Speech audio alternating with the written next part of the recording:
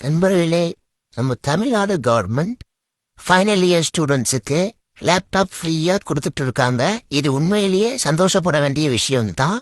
இதுல என்னோட கருத்து என்னன்னா, இதுக்கு கவர்மெண்ட் கொடுக்குற லேப்டாப்ல XCM photo CM photo print பண்ணி கொடுக்குறாங்க. இது எனக்கு புரியல. இந்த கவர்மெண்ட் மட்டும் இல்ல, எந்த கவர்மெண்ட்னாலும் இதே வேலையை தான் பாக்குறாங்க.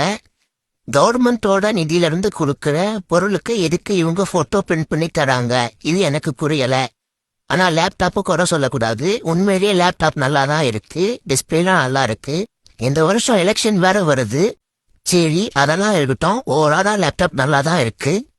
லேப்டாப் வாங்கிட்டு வீட்டுக்கு வந்து செக் பண்ணி பார்த்தேன், ஒரு சாங் பிளே பண்ணி பார்த்தேன், நல்லா தான் இருக்கு. நீங்களும் கேளுங்க.